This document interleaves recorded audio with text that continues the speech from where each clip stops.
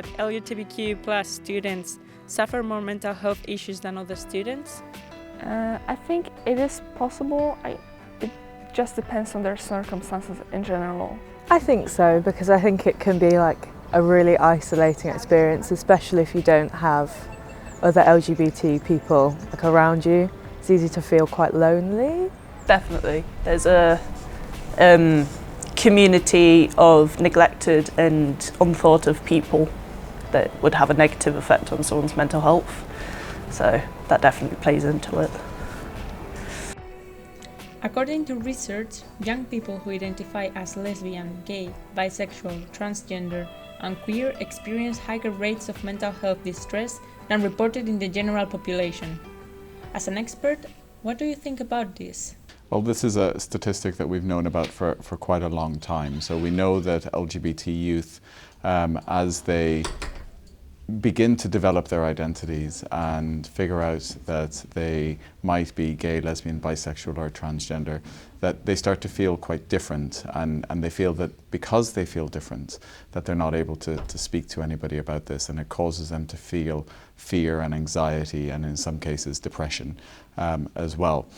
And this is at a rate higher than people who are not LGBTQ. My name is Dot. I identify as non-binary lesbian. I also identify as polyamorous, which basically means I want all the women in this building. So I am 22, I'm bisexual, and I study English and film at Nottingham-Trent. I really like anything like artistic. I love music, painting, everything like that. I have a business that I sell. I like little clay things that I make, which is really fun. It's really nice. It's a good hobby. I'm Morgan. I use he, him pronouns, identify as male, second year university student. I like to read, play music, all that fun stuff. Yeah, I'm quite a bubbly person, but a bit of a dad in a friendship group. So, yeah. Growing up as LGBTQ can have varying effects on a person's mental health. So if you grow up in a positive environment where your identity is recognised and supported by your friends, your colleagues, your peers, your family members, then this can lead to quite positive outcomes, and people can feel that their identities are legitimate and that they're recognised. Realize I'm non-binary. That was something new, not only for me, but especially, well, for me mostly. But for them it was like an alien idea. They never heard about anything like that. So I was afraid that they might not understand. And I was lucky because my mom just took it in and was like, okay, what does it mean? It means that and that.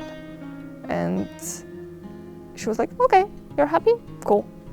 I know I'm lucky. I never really had many problems, and especially when I hear what my peers or people on the internet say about their experiences with discrimination and with homophobia, transphobia, and all those other phobias, it's honestly it shows me how lucky I am, even though I probably shouldn't be. I have my parents, I have my friends that love me and accept me and stick with me through my weirdest to my worst to my best. And yeah, I know I have it good, and I wish more people had it like I do. I didn't go to college, refused to do any schoolwork, didn't come out of my room, things like that. And it took lockdown, actually, for my family to be like, hey, something's wrong, we should probably do something. And that's when I got to sit and have a proper talk with my mum, and it cleared up a lot of that anxiety that I had around myself and a lot of that imposter syndrome. It definitely makes a difference, you know, I know people that haven't been accepted and it sounds awful. I couldn't think of anything worse. I think that's why I put it off for so long, because the chance of that happening is like terrifying to every like LGBT person I know, which is really nice to be accepted at home, but then you can only do so much as a parent because your child has to go outside and they have to go to school or college, or like they have to go to work and live their life where not everyone might be as accepting.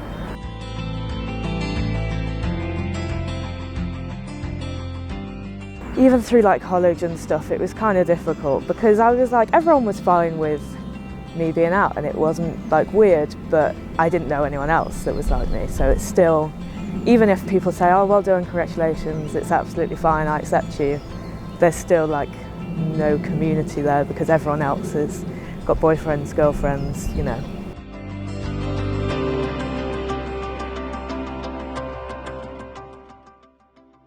You know, I never got any help for it, like ever, in like 10 years, until the pandemic hit. And then it was like lowest point because I live with straight people and like they're great, they're like fine with me, of course, but that community is not there. So trans and non-binary people's experiences, so far research has shown that they do have poorer outcomes when compared to sexual minorities, so lesbian, gay or bisexual people. Trans and non-binary identities we have a lot less knowledge of and people have a lot less awareness of. When I came out to my parents, it took probably 3 years for them to accept it, and during those 3 years they kind of ignored the topic a lot. I'd bring it up or I'd walk around wearing obviously boys' clothes, I'd shop in the men's section, my mum would be like, no, you shop in the women's section.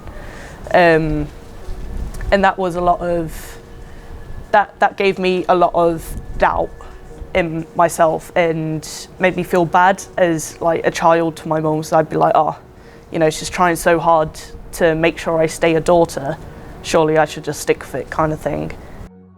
To be non-binary or trans, or you need to have gender dysphoria. But for me, it showed through gender euphoria.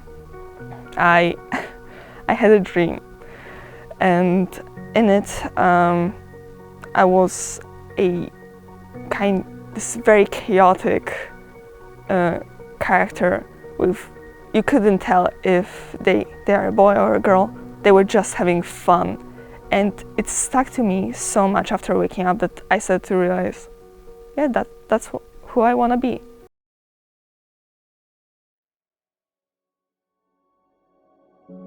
So where I grew up, it was a primarily white conservative community, and it was very rough. You know, there was a lot of like knife crime, things like that. So there was a lot of people in my secondary school who would be like, well, you're a freak, you know, you should die, things like that. And I'd just be like, come on, get over yourself, kind of thing. Didn't bother me too much. But there was one instant I was walking through one of the rougher ends to go see a few of my friends, and on the way there I got jumped by a few people at a different school who somehow knew me. I don't know how, but I got jumped by them, and I ended up with black eyes for weeks, and I wouldn't go out after that without someone with me, and even then I just wouldn't leave my own street. So everyone had to come see me if they wanted to see me, but then it was a hard situation because my mum didn't understand how I'd got into a fight. I just said to her I got jumped, but I couldn't explain to her I got jumped because they knew I was transgender. So part of it is about increasing understanding and awareness among the general population, so that people are aware that LGBTQ people are around and that they have identities that are recognised as being legitimate identities, and that we do as much as we can to try and support them and educate people from as young an age as possible that if they do start to feel that they are different, that's okay, and that being, just because they don't identify as heterosexual or cisgender, that there's nothing wrong with them for not identifying in those ways, and that actually that it's normal for them to feel different.